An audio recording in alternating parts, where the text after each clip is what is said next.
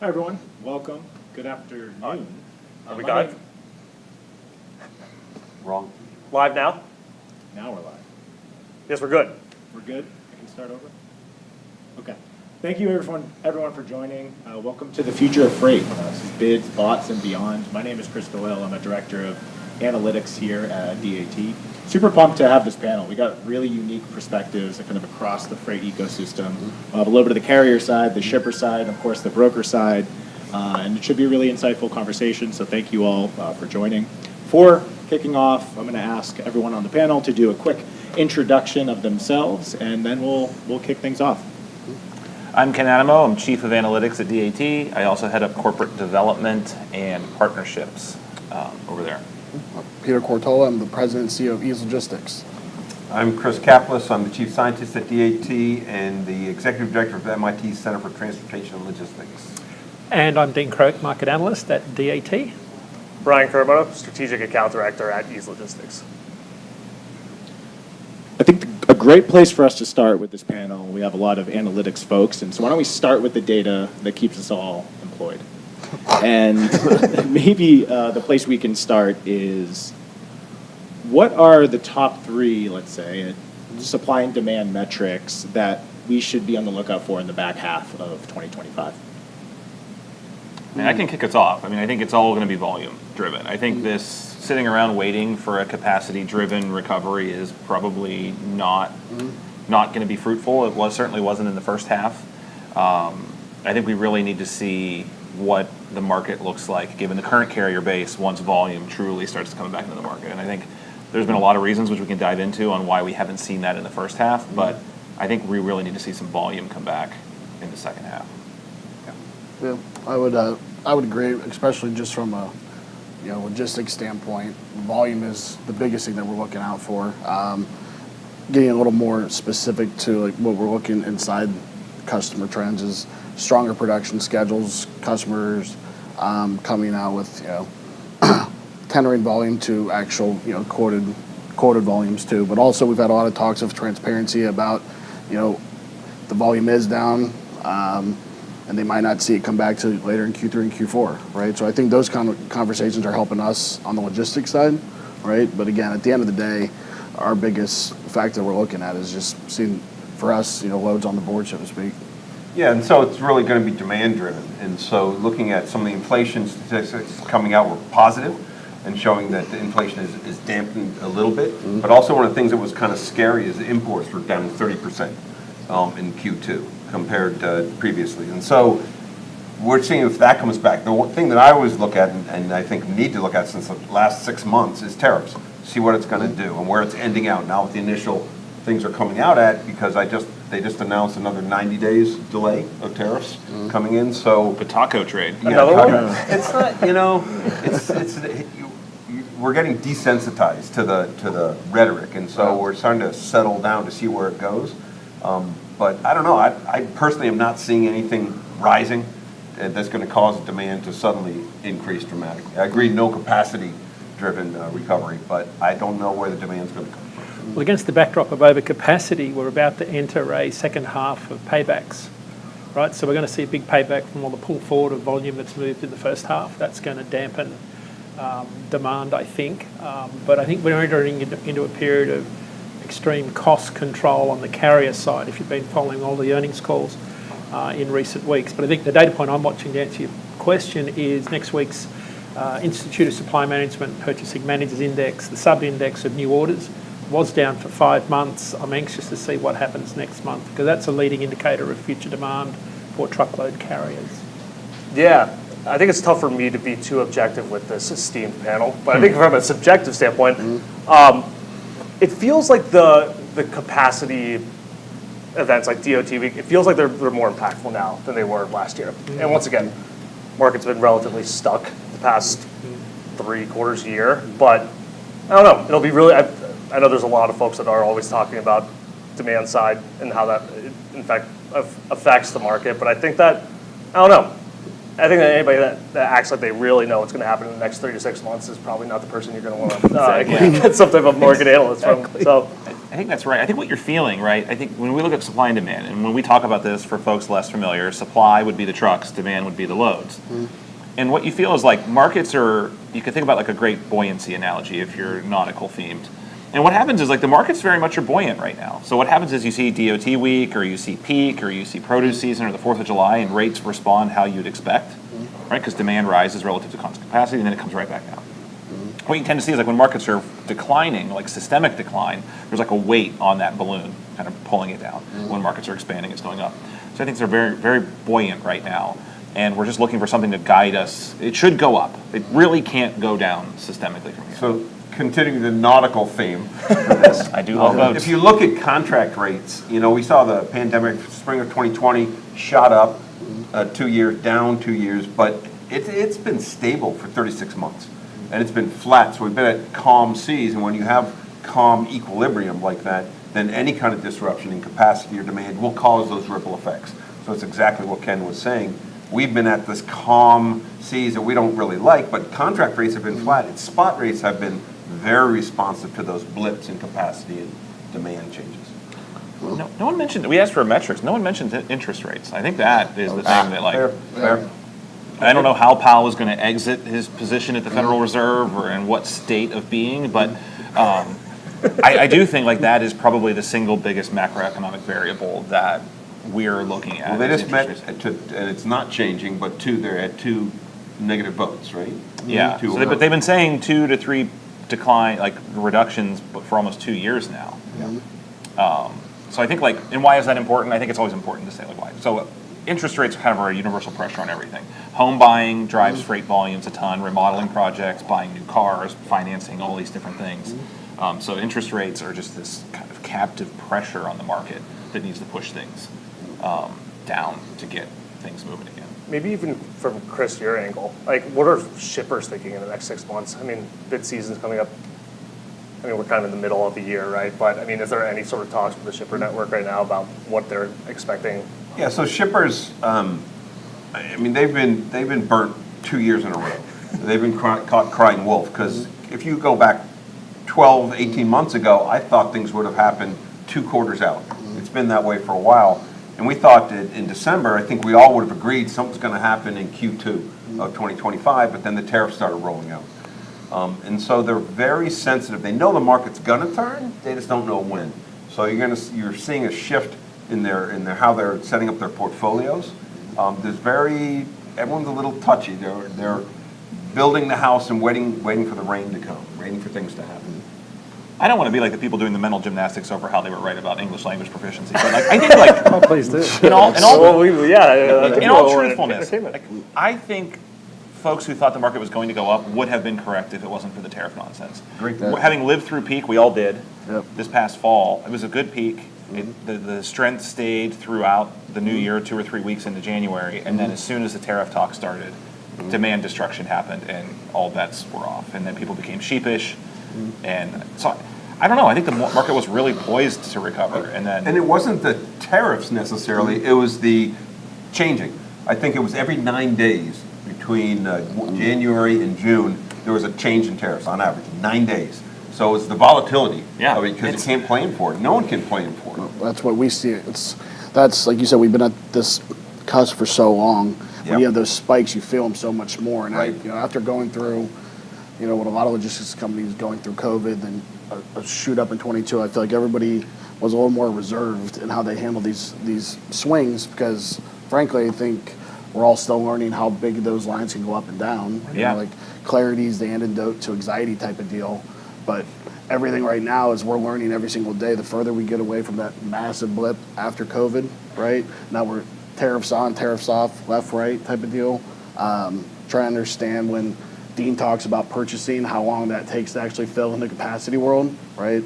I think it's we're all playing a little more reserved, but I think you see that also just how we're bidding against customers, but also how we're managing our carrier base. Do you think, Peter, as we get further away from the pandemic, people are forgetting the lessons they learned?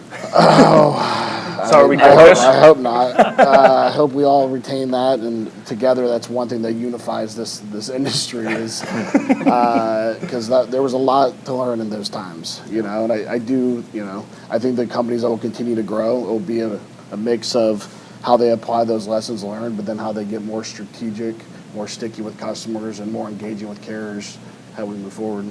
Yeah. I mean, if you were Goldfish technically last year, like, it was probably pretty good, right? If you assumed that the market was going to stay flat year over year.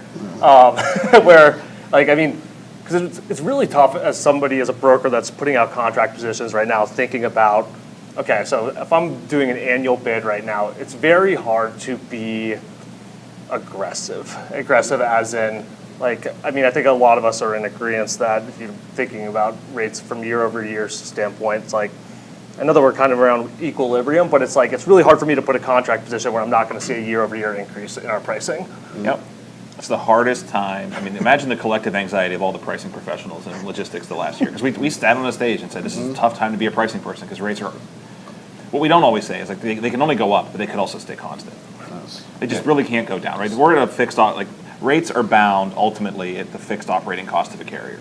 So like at a macro level, rates will never move below unless the government's going to subsidize them. So we're there. I mean, Dean has all the data to suggest that carriers are just scrapping by right now. I think if anybody nailed it, though, was Dean, in terms of some of the post-COVID carrier departures. And yeah, I mean, I think you hit the nail on the head probably about a year or two ago when you guys are always putting out your... Yeah. You learn to not disagree with Dean much when you work with him very much because he has the data and he keeps receipts. Then when you look at the purchasing trends, how long do you usually see how long it takes for that to impact the market from a capacity standpoint? On the truck purchasing side? Yeah. Well, new orders are, between 6 and 9 months before they're coming out of the factories. So right now, if you think about new truck orders were down 40% year over year in June, that's an indicator of where large capacity or large truckload carriers are seeing the market at the start of the year, which is not good. Right. But they're not seeing the market turn in a way that would encourage them to be buying more trucks. In fact, I think they'll probably, once Bill Cassidy's truckload capacity index comes out based on the average number of trucks reported in the earnings calls this week, what you'll see is it will be decreasing again because they've been trying to decrease their fleet counts to get down to where loads are. They're still not there. We're close, but they're still not sure where demand's going to be even out into the start of 2026. Interest rates affect that too, right? Sure. I mean, interest rates affect the carrying cost of inventory if you're a shipper, which is reflective in the push for payment terms. It's reflective in truck financing. Tariffs affect the cost of building a truck with steel and aluminum and copper. I think it's one of the big. I was talking to Dr. Jason Miller a little bit, and like it's a little bit of a misnomer, like to equate inflation with tariffs because you don't pay more on things you don't buy. So if like consumption is down overall, ergo freight demand, it may not necessarily be a great proxy to look at inflation because you're just not buying those things. So I think it's something to think about. Sure. But let me add something Moto was saying about the bidding and everything and rates and how it is dangerous to both putting a bid out and responding to them. We look at the new rate differential, which looks at specifically what the new contract rates coming in, compare those to the rates that are exiting. And in the decline, in the pandemic, it was tremendously high because rates are constantly going up. But it's at zero now. It's been at zero pretty much. And plus or minus, the average is zero. We're seeing some rates go up, some rates go down, but on average, it's pretty flat. And the compound annual growth rate for contracts anyway is approaching like 2.5% over the last 10 years, which is not sustainable. But it's leveraging out when we see that. So my point is we're not seeing it go down. It's not like shippers are saying, soft market, let's squeeze them more. They're saying, hey, we've squeezed enough, it's gradual. Internally, they're saying that. Not with you in the room. They'll say that when you're not here. But in refrigerated and flatbed, that new rate differential is negative. Yeah. It bounces. Yeah. It bounces, yeah. But it's more negative than it is in It dry is. van. And flatbed's weird. A lot of excess it's its capacity. own, we'll put flatbed to the side. But reefer and temp control. Yeah. But flatbed was doing great. I mean, everyone was writing about Q1, Q4 last year, Q1 of this year. Flatbed's just absolutely on a tear. But then everyone was expecting interest rates to kind of ease in and the super business forward position of the incoming administration. And a lot of that just hasn't happened yet. I don't think that people believe it's not going to happen because things just kind of plateaued. But, I mean, booking flatbeds in Q1 of this year, I don't know how much we all do that. It was tough. Yeah. But we see it. I mean, usually I feel like the more flatbeds you see on the road and the tire capacity, there's a assumption or conclusion you can draw saying large manufacturing is now reinvesting in tool and die because you got more flatbeds, right? So they're reinvesting back in tool and die. You're going to see this, but 6 to 9 months later, typically you see a spike, and I think that's where it kind of goes into that, back to my point of the clarity helps anxiety. Those are things that we've always hold as true. You need a T-shirt. I know, that's yeah. I'm already gonna Yes, write this right? down. And, Another one, add to the commandments. hiring for, logistics for hire. But then you look at those like age-old kind of indicators you see, and we wait 9 months, and then it's like you said, we're still at this part. We're treading water, nautical theme. Right. There was like, and I've been in the industry for 10 years, but I feel like right around the COVID pandemic, open deck took off, right? And then dry van reefer followed suit. So I think there's a lot of that expectation when you see the open deck and everybody in Q4 last year thinking that rates were going to increase whatever amount. So I think that the fact that, the open deck market took off in Q1 and then everybody was kind of like, we're kind of the history, what's that Mark Twain quote coming from you? History may not repeat itself, but it does rhyme. It does rhyme, yeah. I think that something to consider is a lot of infrastructure bill money just got released. So you're dating back even to the Biden administration. Like try to, austere remark, but try to find limestone right now. Like it's really hard to find some of these bulk building products in the last couple weeks because a lot of this infrastructure money was released. But I think the 1-2 punch to that is some of the things in the big spending bill, the big beautiful bill, what do they call it? I think that's Not the it. Better Business Bureau. I think that's it. Had the bonus depreciation and things like that. It will kind of, regardless of interest rates, should goose manufacturers and producers into pulling forward some new tooling or new assembly line work. So I do think there's a lot to be optimistic about in the second half. Yeah, I think generally there's a lot of reason to be optimistic. I mean, when you just look at Ohio, where we have, we can feel what's going on. You have companies moving here ready to build, light manufacturing, they're buying land, they're doing all these things that say, once this X happens, is it tariffs, is it supply chains moving X or moving Y? It's all these things, but you're starting to see a lot of momentum and companies gearing up to get ready for it, right? So, again, it does feel that optimism, right? And I think we said before this, you can only be pessimistic so long until I think You you get said there, Jump Yeah. off. jump off the bridge. Yeah, I think there's a lot of money on the sidelines, frankly. Now that money is making interest, right? The flip side to paying interest is making interest. So there's a lot of other ways to deploy capital. Where in a low to no interest rate inflation environment, maybe it was obvious where you place it.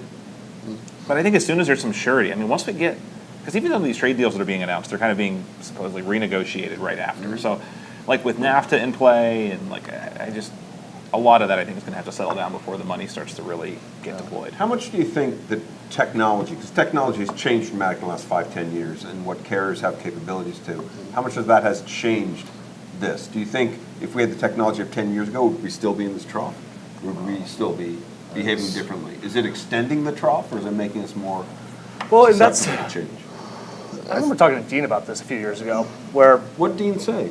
well, Why don't you quote him? hey, well, this is segue into Dean. Dean, what do you think? I don't know what I said.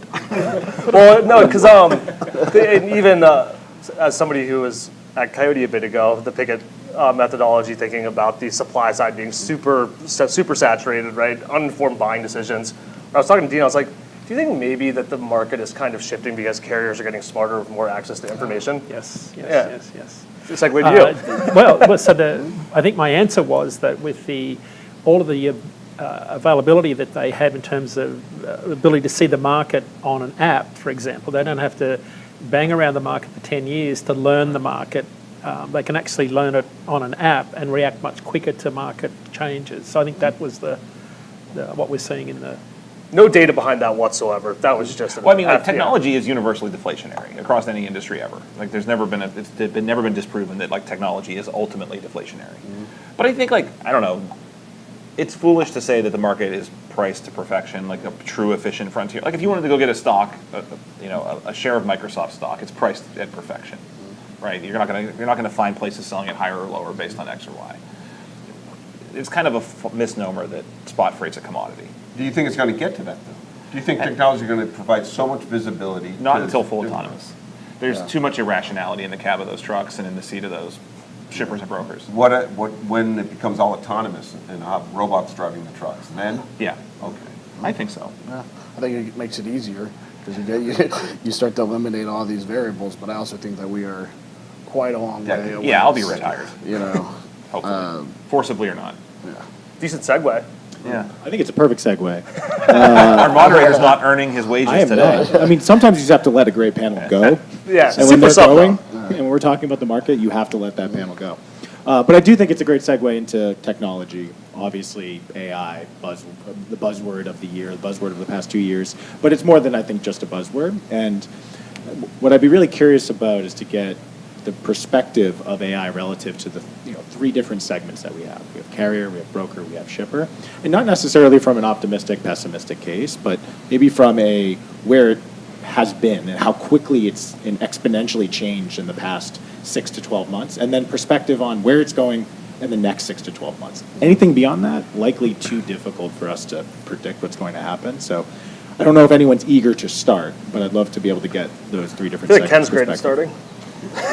He's always eager to start. Because then we can all correct. Yeah, I get plenty of correction. I think that there's a famous quote in these circles from a professor actually at The Ohio State University, Angus Fletcher, says that AI can't create suspense because it's not imagining ahead. Right? There's no sense of an AI that's like thinking around a corner. It's looking at all the other corners that have ever been looked around and kind of trying to piece together what's behind those corners. And I've just been in this industry long enough to know that like the companies that succeed, of course they're disciplined and they're prudent and they have good processes, but they're creative, they're tenacious, and like the problems that we solve, like we're not trying to move 100 loads a week from one distribution center to another with FAK in the back of the truck. I think like AI is going to come and do that. Autonomous is going to come and do that. I think like the hot load, the reefer load out of Chicago on Friday at 4 p.m., like good luck. That's hard for a human that's been doing it for a decade to do. And it's because we're creative and we build relationships and we can haggle on the phone and we can stitch some things together and move some pieces around. And like AI is going to have a tough time with that. But like back office, accounts payable, legal, I don't know. I wrote a cease and desist letter with ChatGPT to one of my contractors like last week and it worked perfect. Did you take out the M dashes? I did. Yeah, there you go. Are you just more skeptical on the AGI component then? I don't think we'll ever reach AGI because I think it's a hardware problem unless you've like figured out like, I don't know, anthropomorphic humans. Like we rewire our brains to think about new ways to solve problems. Like someone didn't think about how to get food delivered by their Uber driver to their house by like running it through an AI model of good ideas. It's like brilliance. Like humans are uniquely qualified for brilliance and AIs aren't.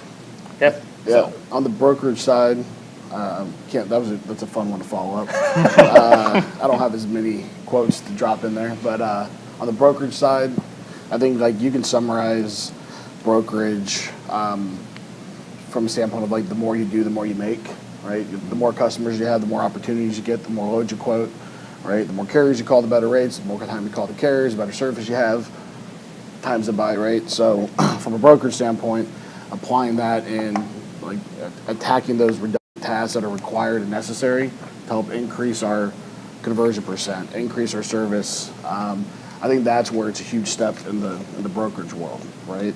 How companies want to apply it and where they want to apply it, I think, is the differentiator on who continues to grow or who allows AI to kill. What I think is important today and going to be important tomorrow is that relationship of picking up the phone and talking to the drivers, talking to your shippers.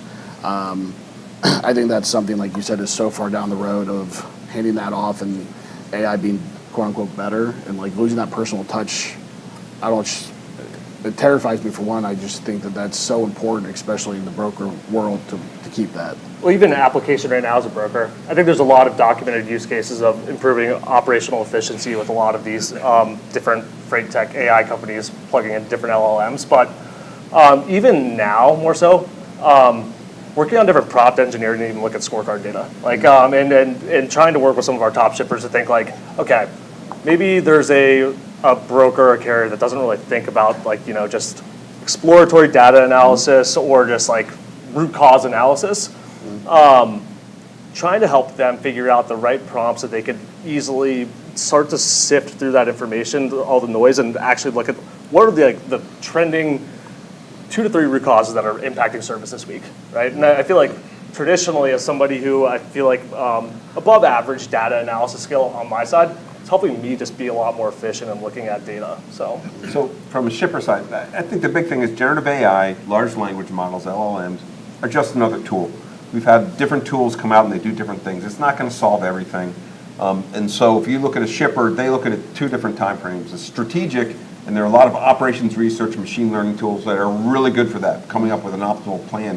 Where I see Gen AI coming in more and more is more for the real time. When something happens, something changes, and you need to find another solution for it.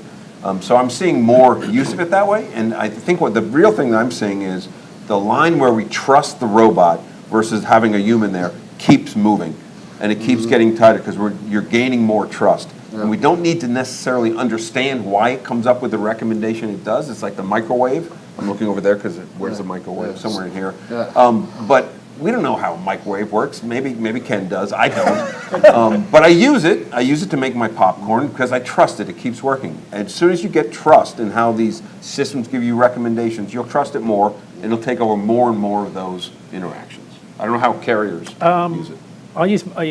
It helps me write betterer. Better. Right? That's So, good. so I use communication. I think AI is helping us write a lot more coherently, because I think it's not a skill we have. I use we, but having been a trucker and struggled with Australian English, writing in a country where it's American English, because they are very different.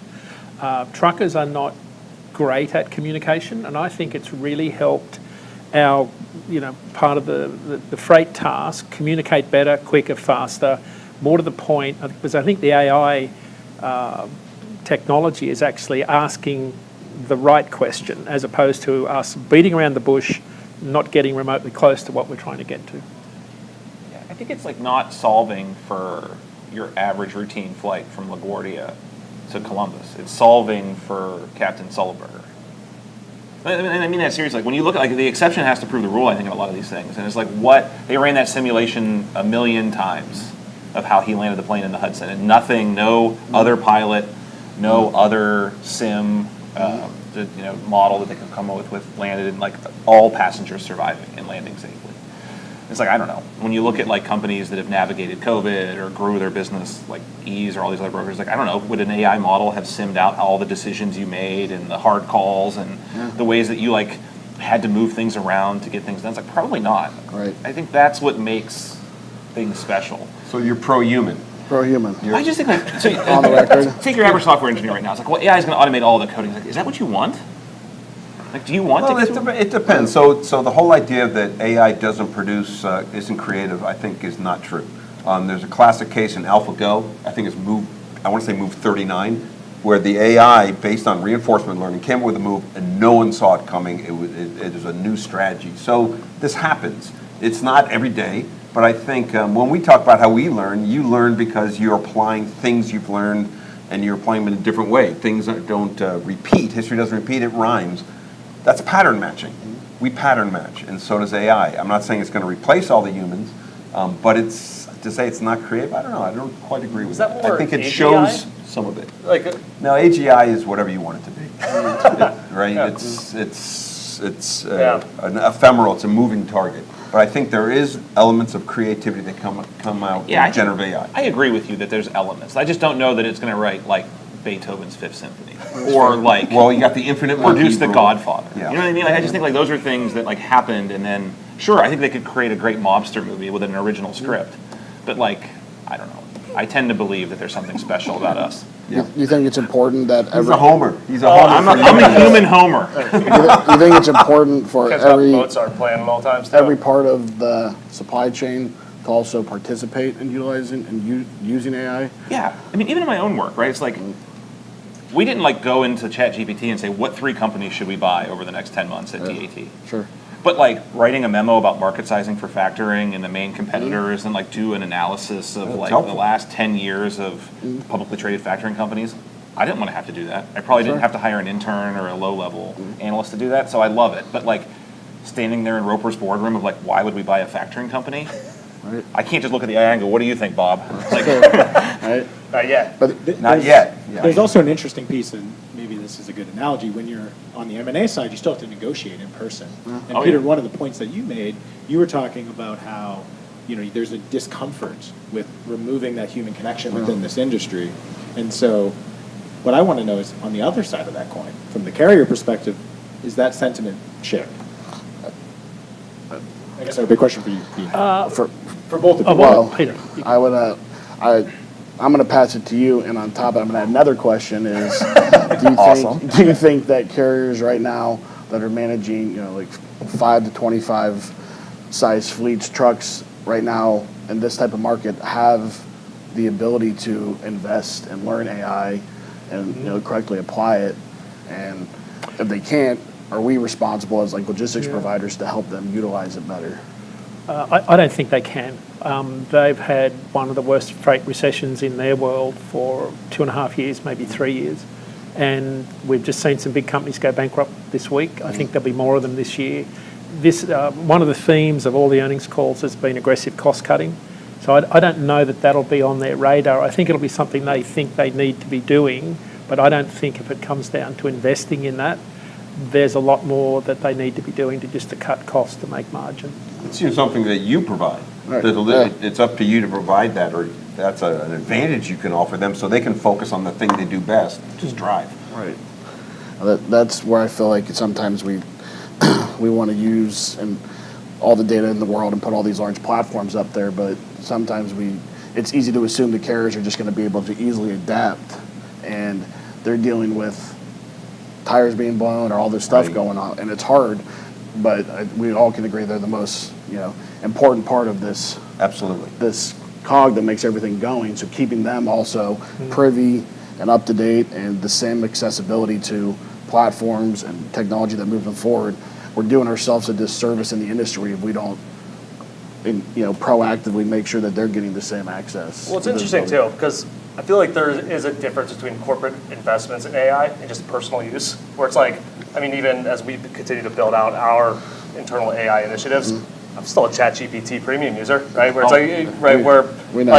even the rollout recently with the agent. Oh yeah. We know.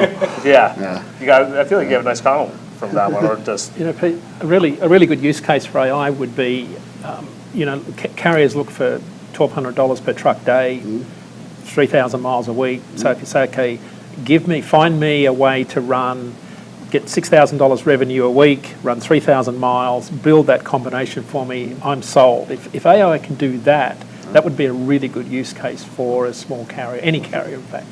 It's a good first use case. Or call Ease Logistics. I think that's a good use case. Yes. There we go. Yes. Yeah, I think people forget sometimes that AI's been around a while. I remember Watson, the IBM AI that defeated, was it Ken Jennings? Matthew Broderick was the voice. That's right. To make it real That's right. unassuming and to make it human, Yeah, to make it sound human. But it defeated Ken Jennings in Jeopardy, and it was a revolutionary thing, but we just have accepted that, and that happened more than a decade ago. But kind of to the panel's point, it's a way of just obtaining information faster. That's what it was. To answer a Jeopardy question in 1 second versus 5 seconds, or how much incremental value is there? But I think we didn't look at that moment as an inflection point that mattered. And so what I want to gauge the panel on is maybe what's the most important thing from an AI perspective in the next 6 to 12 months? What's the next Ken Jennings moment that we might be either overlooking or we will overlook in the next 3 months? Wow, it's a big one. So I think the Watson moment, I think it was kind of interesting, but it didn't go anywhere for a while. I think Watson's still looking for what it can be used for. It's still looking for different things. In pockets, right? Like medical dictation. I think, I think the real point for Gen I was, 2 years ago when ChatGPT 3.5 came out? Then they hit 1 million users in a ridiculous amount of time. To me, that was a sea change because it suddenly became human-like. And so that was to me that I saw. What's coming next? I don't know. I take it almost, when I got in this industry in the 90s, we were sending diskettes out to different carriers to respond to bids, and they'd have to take them home because they didn't have desktops. And so just so you're saying the ChatGPT being used personally, that was where computers were being used at the home before they came into the office. I think it's going to find its way in. It's people getting more comfortable with it. Yeah, that's from our perspective, our short term is how do we get everyone using it, and and how do you define it to make us smarter, and then continuing to draw that line of where do we draw the line between utilizing it for go faster, quicker, stronger, but where do you draw the line in trust? I think like Sam Freeman just said, like his top 3 worries about AI is the moment we start inherently trusting it for everything is the first stop until the So are you first becoming a step. pessimist now? Not a pessimist, I'm just saying, like the microwave, we use it for certain things and it's really good at that. Just don't put metal in it. Just don't put, Yeah, I think the next 12 to 18 months is going to be like a very unsexy part of the adoption curve. I think like what if you weren't paying attention, what happened with that app? It's called T last week. I don't know if you haven't looked, you should look it up. Probably the single worst PII breach in modern history. They had no firewalls, no security. They had millions of users with their driver's license and all the meta tags available for where they took the picture, just open to anyone on the internet. And I think, I don't know, in our industry, there will be a case where a major broker or a shipper or a carrier is using an AI tool and that takes private data and makes it public. And I think like the regulation and governance around it's going to be really important in the next. And then you're going to rely on a bunch of 80-year-olds in Washington, D.C. to litigate something they don't begin to understand to put regulation around it. So I think like we're in for that bumpy and uncomfortable. Tell us how you really feel about DC. Is there like an after dark version of this Yeah, podcast? right? Where we only use Grok. Unhinged. I want to pick up on that adoption piece because I want to segue a little bit. I want to talk a little bit more about ease. Ease to compete with some of the large, let's say, mega brokers, huge amount of tech adoption, larger R&D spend, larger capital deployment. How do you differentiate yourselves in this market? We've talked about what's happening in the market, the uncertainty. We've talked about AI adoption. But what's Ease's differentiation strategy?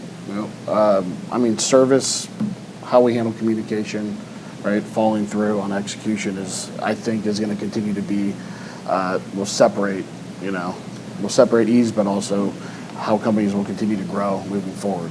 And going back to the point I said earlier about, the more you do, the more you make. I think how we apply AI that support that and never gets in the way of that, right, is super important for us. So how we look at when we're competing with these, much larger companies is we got to have the ability to be sticky with customers, the ability to use technology, but we still have to have be nimble and fluid, like a quote unquote smaller logistics company, and that's competing at a transactional level, competing at a platform level. AI has given us more of an ability to do that every day, where maybe you don't have to have a huge investment in a massive tech platform to be able to use your data correctly, right? But now getting our ops teams and our account manager ourselves the ability to do more, right, and get on the phone more, I think that's how we compete now, and that's how we'll continue to compete and grow by using equal parts technology, but making sure that people still drive us forward. Yeah, I think it was really interesting. So I joined Ease in 2020. I remember coming into my interview, and I was asking Pete and Keith all the questions. And I don't know who interviewed who, but it was Always a good interview, though. But at one point, I asked if I was going to get the job. But it was really eye-opening when I'm walking in here and hearing that. I think I was like, headcount was like 40, 50 total, and they were talking about like 24/7, 365 coverage. Like, okay, so 40 people headcount. So I was like, how many on first shift? It's like, so legit, centralized, 24/7, 365, seamless operation, right? And also just like the macro point, tech tracking compliance. I truly didn't believe back in 2020 that there could be a broker in like the lower to mid 90s. But the worry that I had, especially the first few years, is like, how are we going to scale this out, right? Because I think some of the knocks on the incumbent largest split models is very, very, very good from like 7:30 to 5:30 central, right? And that's something that like we've always just prided ourselves on being a true seamless operation, centralized as well, right? And now influencing like all the different amounts of tech that we can influence that with all Pete's 100 flowchart diagrams. Thank you. It's actually funny that like for the longest time I would say that we were a bit allergic to technology, but the company was built for technology with all the processes. So I was cautious. Allergic is aggressive. I would say cautious Yes. about putting technology in between us and customers or carriers. And like you said, it's like a trust thing. You got to build that trust and see is it gonna do what we say. What you find out, which is pretty obvious when you say it, is technology is pretty obedient. But then AI adds this whole new idea of hallucinations and doing things, which I think is a wild concept that we also all have to learn how to adapt and manage as well as we move forward. The other thing, the fact that we're here today, right? What makes Ease different, and I've been here a couple of times, is you are great consumers of information, right? So I think you're very good at knowing what you don't know, right? I think it's really important. And then you kind of no, I think Thank you. I think it's No, really, I mean, no, that's it's a really great important. point, yeah. Because you play to your strengths, you cover for your weaknesses. It's all about strategy. You bring in information and people, and you're always willing to learn. And I think what you do really, really well is you weigh all the information on your own scales, because your scales are built around this culture, right? And it's a really unique culture. And when you put all that information in, I think you actually execute exceptionally well. If we could just wrap it up right there. Yeah, they also like our humor. But no, I mean, that's an absolutely flattering comment. I think my biggest worry about myself is just a lack of self-awareness overall, and I think a strength I have is curiosity. So when you kind of pair those two together, it's a pretty dynamite combo. And who knows, maybe I'm not curious. Self-awareness, so. Yeah, we always look for, there's companies out there, because we see the whole spectrum. I've looked after the analytics business at DAT for over 5 years now, thousands of customers. There's a decided XY plot of like company size and level of engagement, interest, and adoption of all of the tools to help them run their business. And it really stands out who's at both ends of like out of whack. And there's out of whack in a good way and a bad way. You'd be surprised how many mega brokerages, big top ones, are not indexed towards the curiosity and pushing the envelope and kind of spending a lot of money to be set in their ways, which works for them, right? They got a book, they know what they're doing. And then the ones that, you can always tell the ones that are going to pop and going to grow because they're really out leading in front on the tech and curiosity and data and analytics perspective. And a lot of those, I followed one dating back to when I was a customer that, started on our TMS at DAT, which that was something. And grew into a multi-billion-dollar brokerage just because they were out front leading pricing and all of that with the data. And maybe as a check on the shipper side, so from the conversations about ease, being nimble has a huge advantage. It allows you to adopt and adapt to new technology, new data, and may move a little bit faster. Are we seeing on the shipper side an increasing willingness to maybe move a little bit downstream to mid-market brokers, smaller brokers, because they have a little bit more flexibility than some of the larger ones because they're a little more rigid? Yeah, I think we're seeing shippers look for, I don't think they care about size as much as capability and showing the capability of getting it done. So what I'm impressed by is that you try to balance the difference between having the human interface to a technological solution. So I think you're combining the two, to Dean's point, very well. So a shipper is going to look for someone, especially a broker or 3PL, to be able to handle those hard to handle loads. They're not going to necessarily use them for the thing that ships every day. They're going to use they use them for the less common loads, the harder ones to fill. To Ken's point, they require humans to do that. So I think we're finding more and more attraction for the large shippers to find a place for a broker who's going to be agile, flexible, able to do these things. Because I think to Ken's point, you're exactly right. Some of the bigger ones, they're big. It's hard to move that ship. They get locked in their ways. Mid-size, smaller are getting much more aggressive, more agile. And the cool thing is we've seen a lot of consolidation amongst those mids. As Yes. you could start, so there's there's not 100% correlation, right? There are some megas that are just on the wicked edge of tech and data deployment and all of that. Yeah, I think it's making a lot of shippers get more access to market too. I don't know if you still get this, but when I was at FedEx, I had all the time smaller shippers how do I set up an RFP? What information do you need? And then they would sometimes stab you in the back and you'd write their RFP and then they'd send it out to 5 other companies. It's what? Come on. But I think it's hard for them, right? So I think they don't have. It's hard to get tools and tech approved. We subsidize Tableau licenses for shippers sometimes because they can't even so much as get a Tableau license approved in their own IT system. Yeah, I think the technology is giving the capabilities, is moving down the size of the shippers. Smaller shippers are being a little more technically savvy. But then the smaller shippers tend to rely on the expertise of ease. And that, so it's just like the smaller carriers will rely on you guys to provide AI.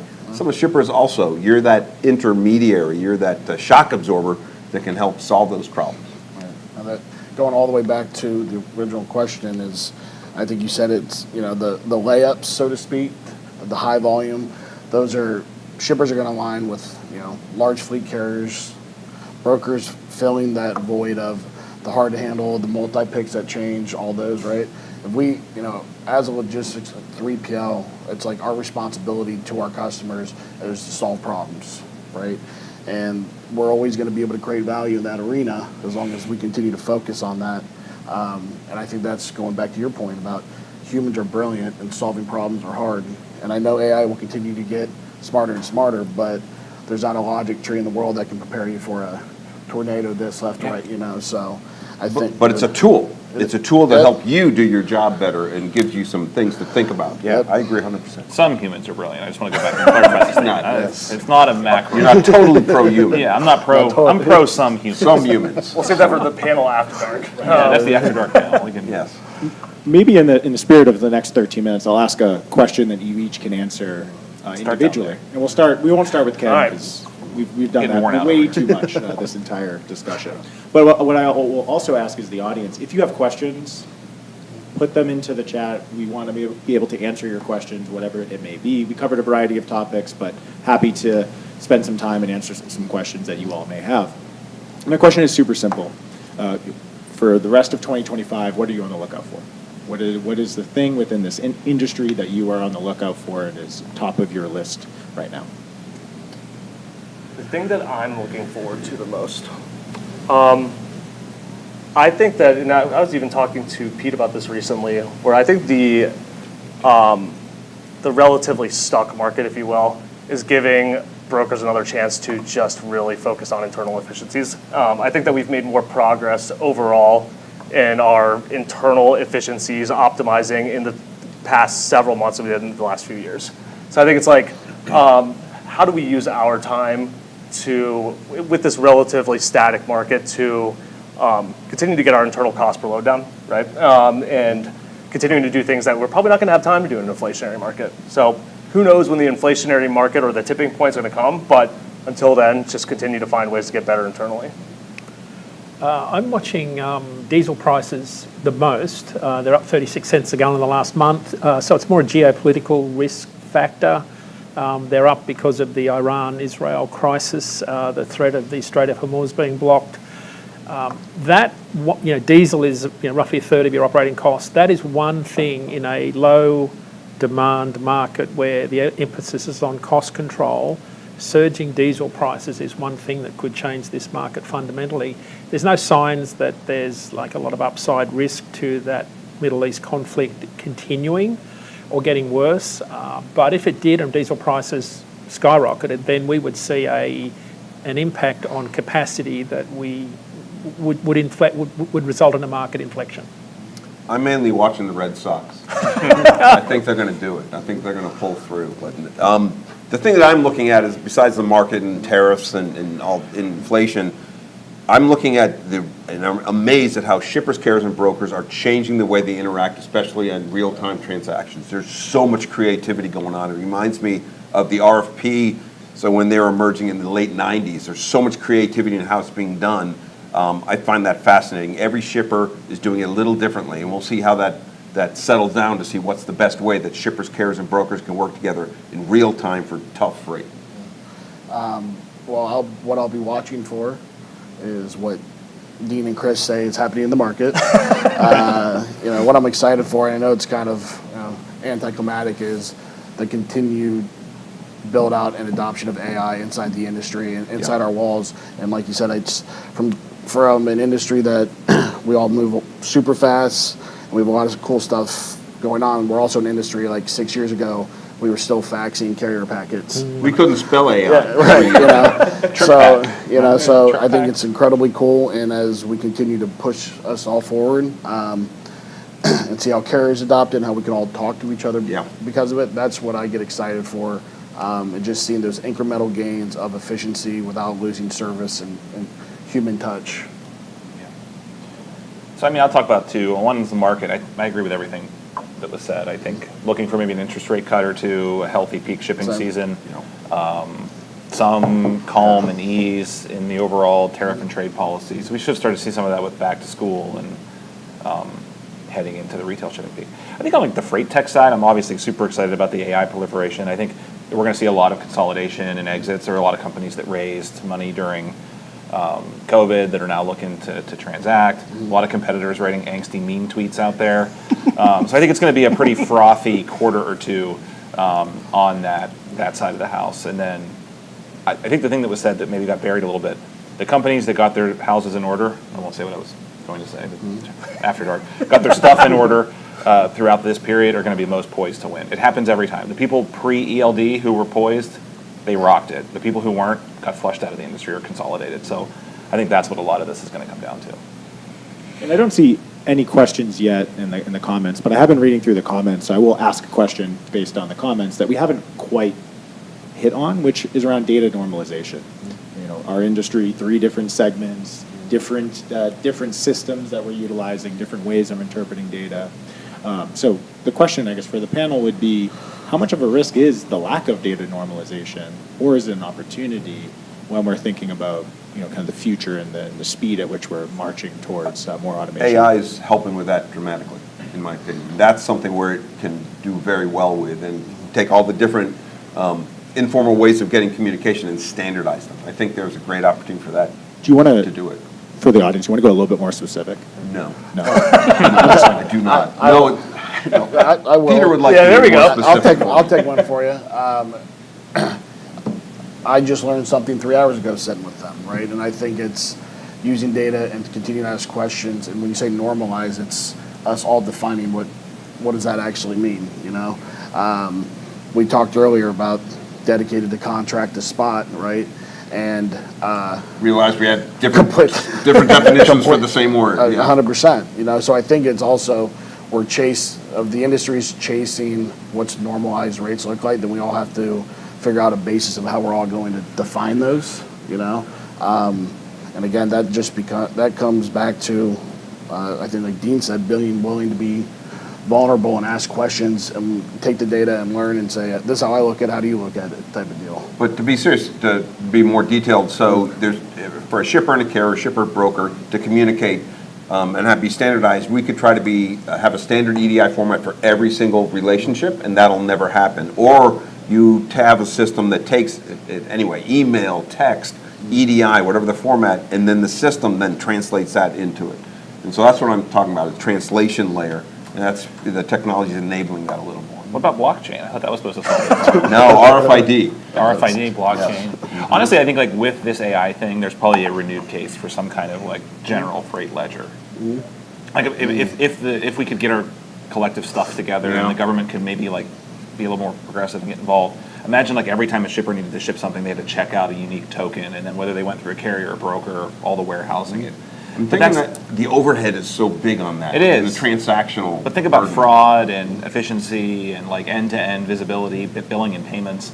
Do you guys know a platform that's that big that has that many carriers on it that would be able to maybe? Is it Boulevard or Anybody out there that could do that? cul-de-sac?